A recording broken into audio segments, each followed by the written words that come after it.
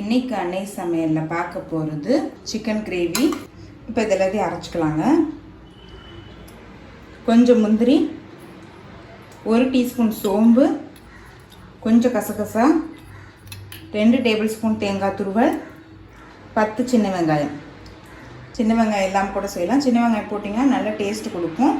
அதே மாதிரி முந்திரியும் கசகசா இல்லைன்னா கூட பரவாயில்ல, வெறும் தேங்காயும் சோம்பும் கூட அரைச்சி போட்டுக்கலாம். இப்போ இது எல்லாத்தையும் மிக்சியில் நைஸாக அரைச்சிக்கலாங்க.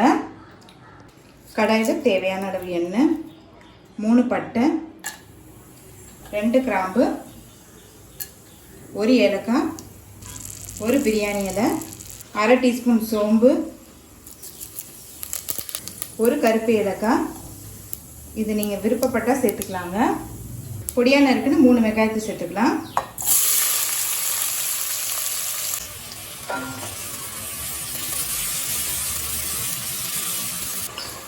வெங்காயம் நல்லா வதங்குற வரைக்கும் வெயிட் பண்ணலாங்க. இப்போ வெங்காயம் பாருங்கள் நல்லாவே கலர் மாறிடுச்சுங்க. 1 டேபிள் ஸ்பூன் இஞ்சி பூண்டு விழுது,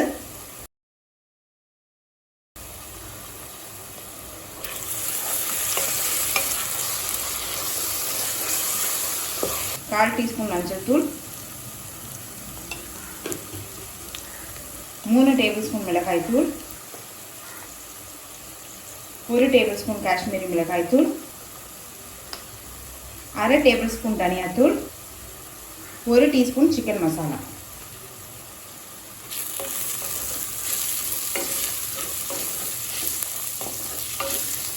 காஷ்மீரி மிளகாய் தூள் நான் கலருக்காக தான் சேர்க்குறேன்.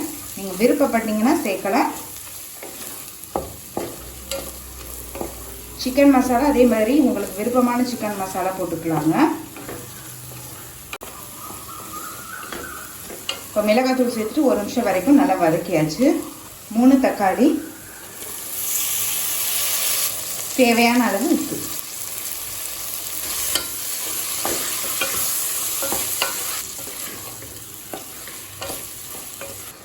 இப்போ அடுத்தது நம்ம அரைச்சி வச்சுருக்க மசாலாவை இது கூடவே சேர்த்துக்கலாங்க.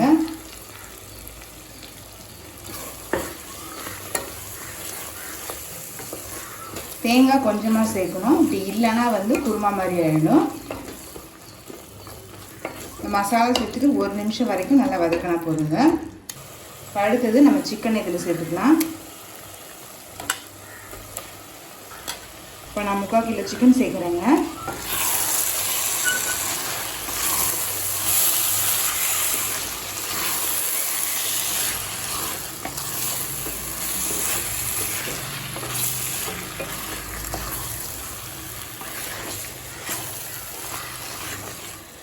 இப்போ சிக்கன் சேர்த்துட்டு நல்லா வதக்கியாச்சுங்க.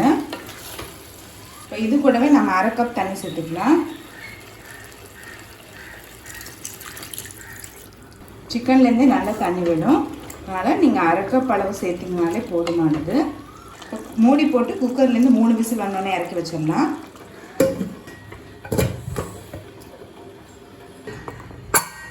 குக்கர்லேருந்து 3 விசில் வந்துடுச்சுங்க.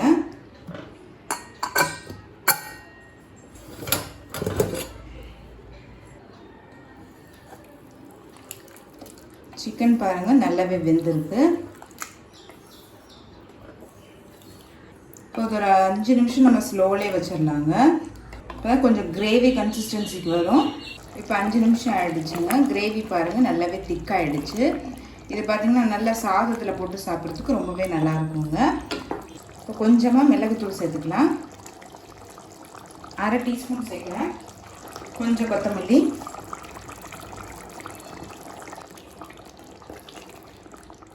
சிக்கன் கிரேவி ரெடி ஆகிடுச்சு. நம்ம சர்வ் பண்ணிடலாம்.